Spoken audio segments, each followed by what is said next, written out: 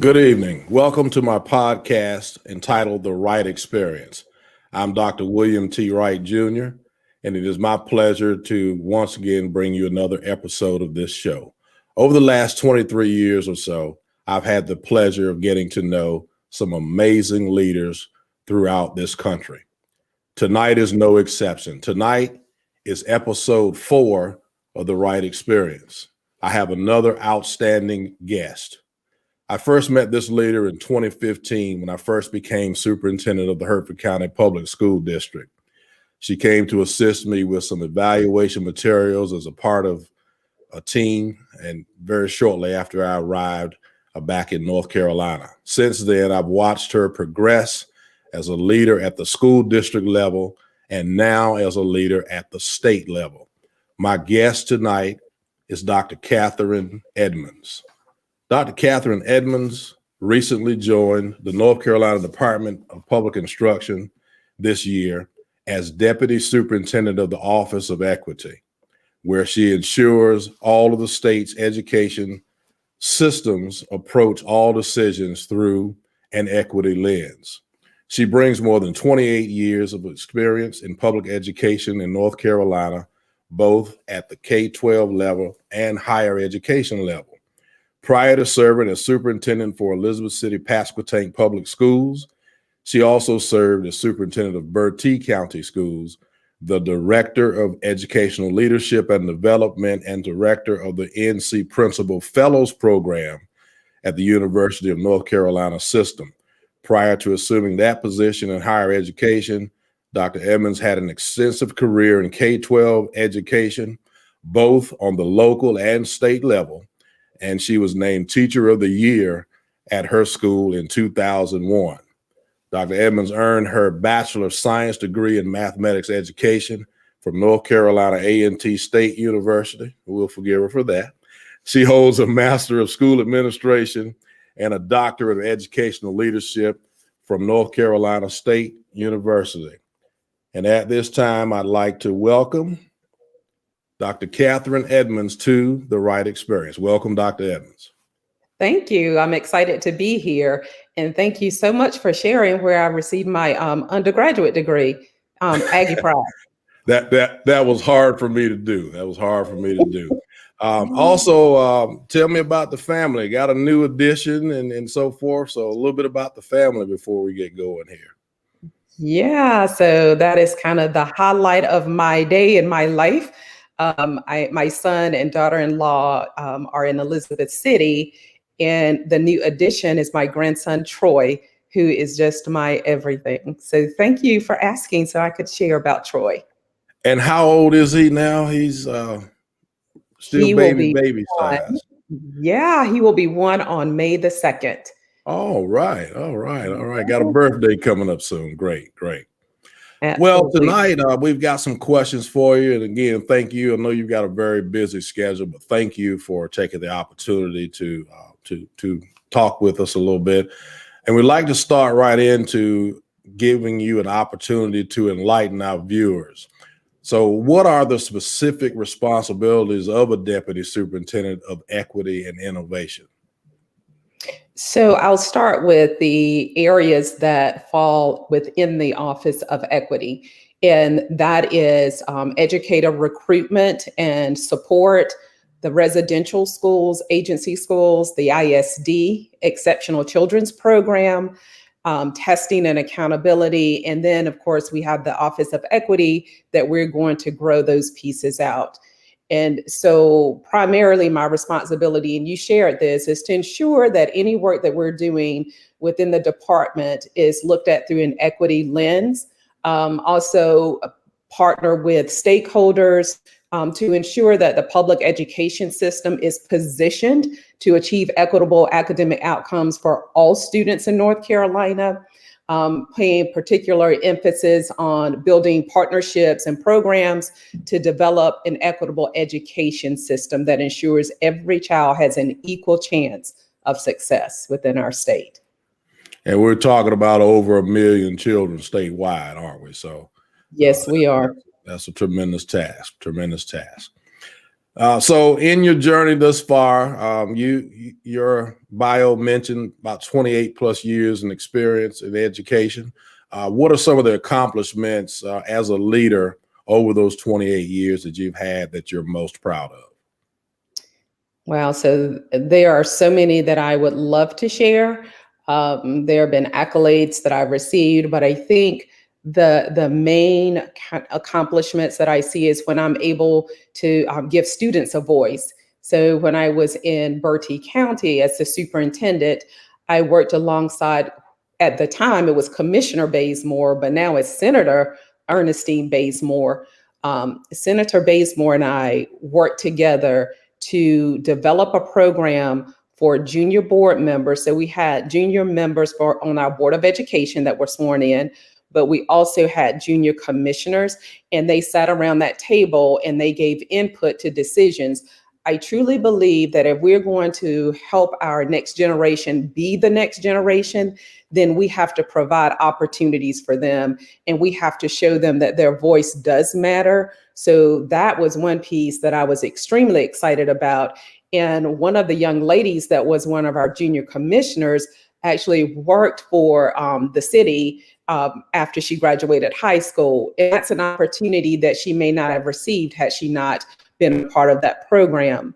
But also a huge accomplishment is being a superintendent during the pandemic and giving the staff a voice and providing that social emotional health for our staff so that then they in turn could do the same for the students that they serve. I truly believe in leading by example and helping our staff understand that we see you, we understand that there's some struggles. We are here to support you both professionally and personally with your social and emotional health. And I can go on and on. I mean, starting a freshman academy when I was an assistant principal, working with those students who struggled the most, that came from the middle school to the high school. And at the end of that year, and you may remember when we called it social promotion. Sure. And so we had these students that were socially promoted, and it seemed that others had given up on them. At the end of that school year, 96% of them passed the English 1 end of course test, and 86% the math 1. At that time, it was algebra 1. And so those are the pieces that I see as my huge accomplishments, is when I'm able to give our students opportunities that they otherwise would not have had. Awesome. And so the great thing about that is you've given some examples that help our viewers on all levels, because we have a broad audience. So that's great. Absolutely outstanding. So throughout your career, who are some of the people who have been instrumental in your success? Call them mentors or whoever. Who are some of those people? Wow. So I will have to start with my parents. And my parents, in the lessons that they taught me, like, if you're going to do anything, make sure you do it to the best of your ability. If it's worth doing, then you make sure that you give it your all. So I think that started way before I thought about a career. That started when I was young, but also when I was in high school, there was a teacher, Catherine Oakley, that took me under her wing. And she basically said, "Not on my watch." And she was like, "Oh, you're smart in math." And I'm like, "No, I'm not smart in math." She's like, "Yes, you are." And so she took me to math contests. And I don't know how I did in those math contests, but because she believed in me. And the backstory to that is that I failed Algebra 1 in the 8th grade. And the teacher did not ask me one question the entire year. When I was in 9th grade, I had to take Algebra 1A because I wasn't smart enough to take Algebra 1. I did very well because I was sitting in the front of the classroom and I could see the board. In the 8th grade, I needed glasses and I couldn't see the board. And the teacher didn't ask if I needed to move. I asked my mom if I could ask the teacher to move me to the front. She was like, no, that teacher knows what you need. It was not until I was in Catherine Oakley's 10th grade Algebra 1B class, and she was like, "You're doubling up on math. where are you going to school? She had me talk to Mr. Dunn, the assistant principal. He said, where are you going to school? And I said, oh, UNC Chapel Hill, because my dad watched them play basketball. And that was the only university that I knew. So I said, UNC Chapel Hill? No, you're not. He said, we're going on a school visit. And he took me to A&T. And Oh, at, oh. and at that point, I was sold. And so I went to A&T and I graduated. I majored in math education and I graduated with a math degree after failing Algebra 1 in the 8th grade. And that's why I say that every student in our schools should have at least one adult that will look out for them, that will mentor them, that will ensure that that their needs are met. I just happened to come across a Catherine Oakley, and it should not be happenstance. And so I always have to give credit to Catherine Oakley and Leonard Dunn as well. But anytime that I'm in a position, I always try to find that person that can mentor me. So I've had several mentors along the way that have helped me get to where I am right now. And if I start naming them all, I know that I'm going to miss someone. But Henry Johnson, he has done a lot to mentor me. Dale Burns, once I came into the superintendency, he really helped guide me. I remember my first day on the job, there was a fire drill or something, and I called Dale Burns at like 5:30 in the morning. What am I supposed to do with this? I can't remember exactly what the situation was, but I remember I called him and he said, it's okay, you can handle this. So there's been several mentors along the way that I could call out. So I always say to those folks that are in education or want to go into education, always find yourself a mentor so that you can have someone that can help guide you through. Absolutely. Thank you. Thank you. Great, great. What are some steps that current leaders can take? You're the Deputy Superintendent of Equity and Innovation now. So what are some steps that those of us that are in the profession can take to ensure that we're creating environments of equity for all students? Yeah, and the thing about it, it sounds very simple, but then sometimes it's very difficult for us to do. But what if each student in our schools and the adults who support them receive the supports that they need, and that their learning is scaffolded, so that they feel a sense of belonging at the school, that they're able to achieve at high levels and take control of their own outcomes? What if we had that in every single school? I mean, so basically ensuring that all the voices are at the table. A good question to always ask ourselves, who's missing? Ensure that our students have a voice, ensure that staff members have a voice, create an environment of belonging so that each student in that school feel that they belong. I've been having like conversations with educational experts on different topics. And at the foundation of every time I speak with someone, they said the key is to build relationships with your students, understand where they are coming from, and know that they're not coming to you as empty vessels. You know, look at it from an asset model versus a deficit model. And so creating those environments of belonging where everyone belongs and everyone has that opportunity to perform at their highest level. And there's so many different ways to be able to do that, but at the very basic of that is ensuring that needs are met students. So my one of my good friends, Dr. Stephen Peters, has a book, and in his book he talks about, do you know enough about me to teach me? You know, and that's about building those relationships. So that's what you're talking about there. Very, very good. Today's time, the overwhelming majority of teachers are female. However, leadership roles in education seem to still be dominated by males. Do you believe that leadership roles are more difficult to obtain by females? And if so, why? So a couple of things. if we look back, when I was working on my dissertation, I looked at the history of education. And believe it or not, at the beginning of the educational system, there were more male teachers than there were female teachers. But as it evolved over time and the purpose of education evolved over time, it started to shift to more females.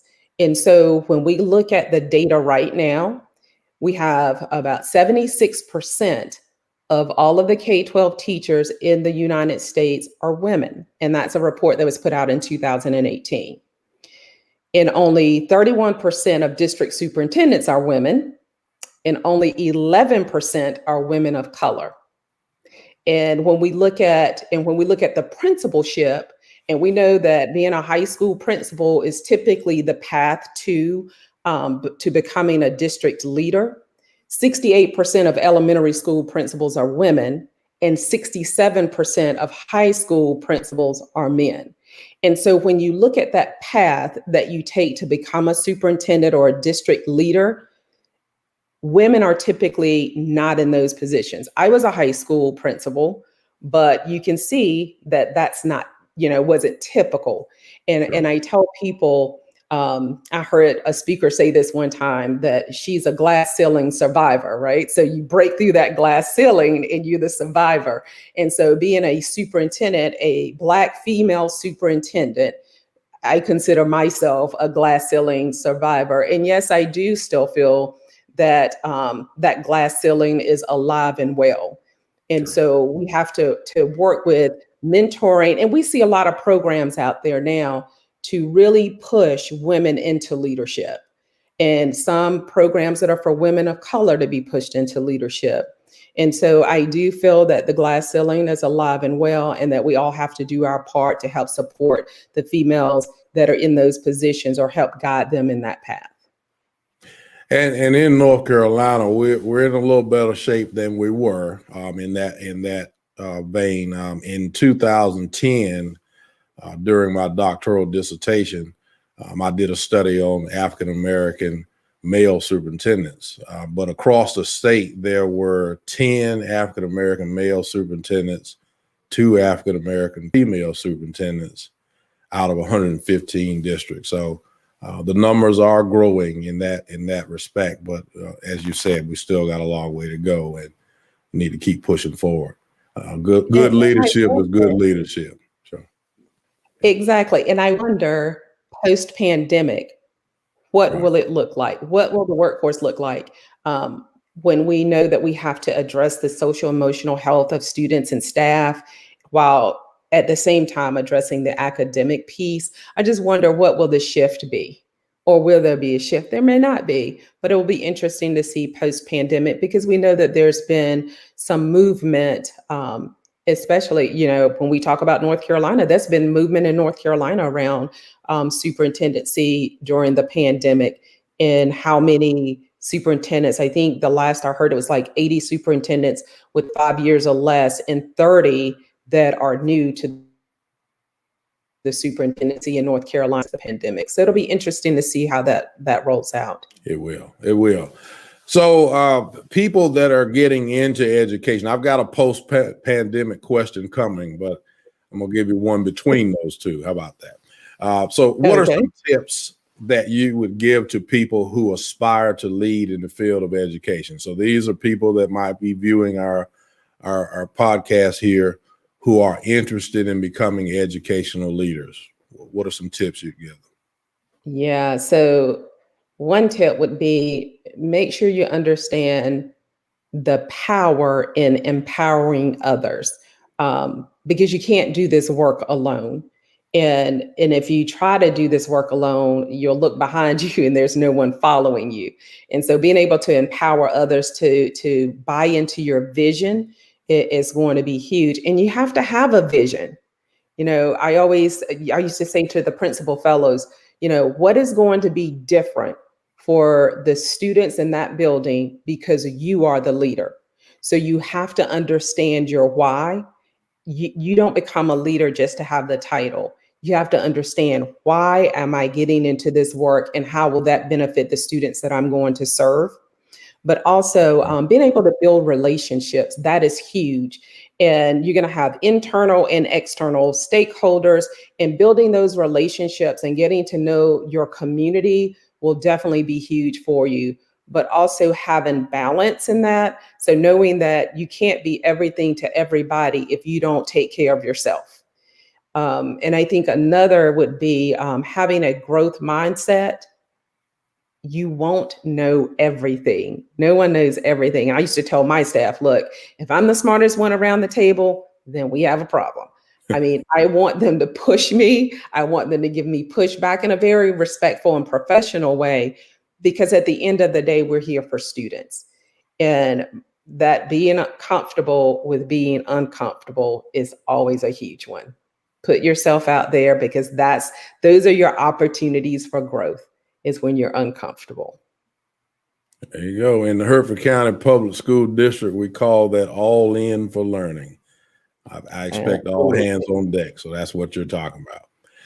So speaking of post-pandemic education, what are some ideas, or what do you think post-pandemic education should look like in today's public schools?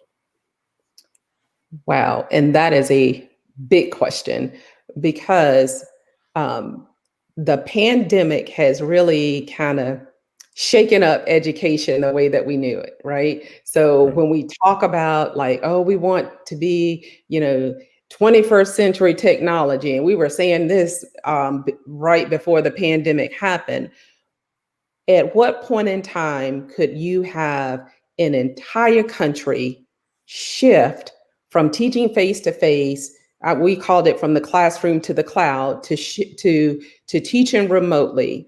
Looking at how we service students in terms of the child nutrition program, everything, every part of education that we knew and how we knew it was changed.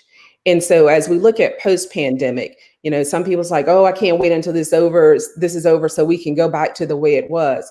But what we have to remember is that pre-pandemic was not good for every student.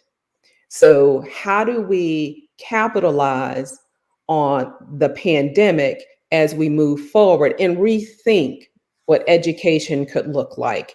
I can see that remote learning will continue in some fashion. This whole virtual environment, it has pushed our thinking and how we test students, the importance of mental health. We see a lot of that now. So I can see that moving forward, we'll have more attention to the social emotional needs of students. I don't think that the laptops and the hotspots and all of those things will go anywhere. And another thing that came out of the pandemic, think about how often as superintendents, we talked about the conditions of the buildings that our students were in and the repairs that needed to happen. Well, once the pandemic came and we started looking at ventilation and all of these things, so now there's a spotlight on what improvements need to happen in our school buildings to ensure that they're safe for every child. Attendance, when we think about who's present, who's not, what does it mean to be present? It was just so many things that happened throughout the pandemic that I can see that as we move forward, that we're going to rethink like seat time. What does that mean moving forward?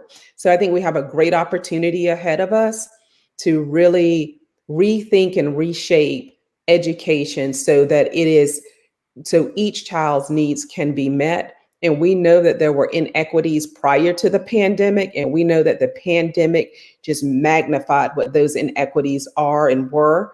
And now moving forward, we have to think about, how do we support students? How do we support our staff members that are coming back after the pandemic? So I think the possibilities are endless if we allow our minds to go there and think innovatively and not always try to go back to what was. There are some things that we don't want to take from the pandemic, or there were some things that were going on prior to the pandemic that we want to keep, but being open and not letting this be in vain, I think will be huge for us. Very good. That's and a lot of food for thought, but certainly we need to be moving forward. The nation's public schools, as we all know, are increasingly more Black and brown, but the teaching force doesn't necessarily reflect that shift. So what can be done to attract more teachers of color to our profession? Yeah, and one thing that has been so helpful in this position is being able to connect with people outside of the state to see what work that they're doing, but also to look at what we're doing in North Carolina. And if we look at our State Board of Education plan, their strategic plan, it addresses increasing the educators of color that are in our school systems across the state. The Governor's Drive Task Force, that task force was looking at ensuring that we have a workforce as representative of the students that are in our schools. And so there's some foundational work that has been done. And some of the things that we have to think about is being intentional about the support that we provide for our teachers of color when they're going through the education programs, but also looking at tuition. Like if we want to get our teachers of color, we need to think about how do we have these programs that may address tuition reimbursement or and provide those things that they need to be successful, but also looking at our educator prep programs, ensuring that we have some support for our historically Black colleges and universities to be able to produce additional or more teachers of color. But I think some of this work starts so early, like when we were in the high school and we used to have the teacher cadet program. I don't know if you remember that. I'm telling my Sure. age. But Sure. when we had teacher cadet programs, those programs were about capturing those students that and getting them interested in education so that when they left the schools, they would go into education and then they would be in that pipeline. So there are several things that are in the Governor's Drive Task Force that talk about increasing that pipeline and what we can do, but also looking at Tennessee and some of the things that they've done to increase their teachers of color. And some of those things are in policy, having those policy pieces. So having the State Board of Education supporting this work is huge. And then our state superintendent, Truitt, is ensuring, part of her North Star and her vision is to ensure that we have a highly qualified teacher in every classroom. And part of that human capital piece is ensuring that we are having teachers of color in our school districts. And so I think North Carolina is poised and in a very good place to move forward with this work. And I shouldn't say move forward because they're already doing the work. Right, but in a continuous fashion and with more emphasis on making sure that happens. Very good. Yeah. So is there anything else about your new position that I've not covered that you would like to share that's maybe not well known but should be? Yeah, so let me think if there's something that I hadn't already shared. I think part of the work with Superintendent Truitt is ensuring that there's cross collaboration in the department, but also that the work within the department is viewed through an equity lens. So we're ensuring that not only are we supporting school districts or that I'm supporting school districts, but also within the department, if you watch the Board of Education state board meetings, you'll see some of the divisions presenting their equity and excellence plans. And so those are plans that are within the department to ensure that we are looking through an equity lens as we're doing the work across the department. So I think that's a piece that may not be well known because it's within, but what we're asking school districts to do that we're doing within the department as well. Outstanding. Dr. Edmonds, if you'll just hold on for a minute, I need to do a little work here, and then I'll come right back and we'll close out. Okay. Our next podcast will air on April 1st at 7 p.m. My guest will be Dr. Pamela Chamblee, who is the superintendent of Northampton County Schools in North Carolina. We will learn about the challenges of leading a rural school district while maintaining excellence. I am extremely excited also about the upcoming podcast. We started this show out to be a show that would podcast every other week. And the responses have been so great, thanks to you, till we're going to every week. So during the month of April, I will have a guest every week. In fact, in the month of April, I'll have 2 superintendents from North Carolina, 2 superintendents from South Carolina, and also one of the weeks we will have the executive director of the North Carolina School Superintendents Association. I'm extremely proud of the progress we're making. Thank you for all of the comments that I've heard, both in person and as well as online, about what you're getting out of this show. And so I'm very, very, very appreciative of that. Dr. Edmonds, I want to thank you so much for being my guest.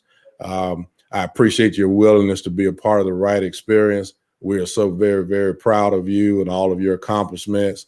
I've seen you when you first came into the door in 2015. You were at the Department of Public Instruction, I think then, and 2 superintendencies, and now you are in one of the highest ranking positions in our state education system that is not an elected position. So that's no small accomplishment, and certainly we're proud of you, and thank you for all that you're doing for us. Thank you so much for having me and being able to share out what we're doing at the department and just being able to share my story. So thank you for the invitation.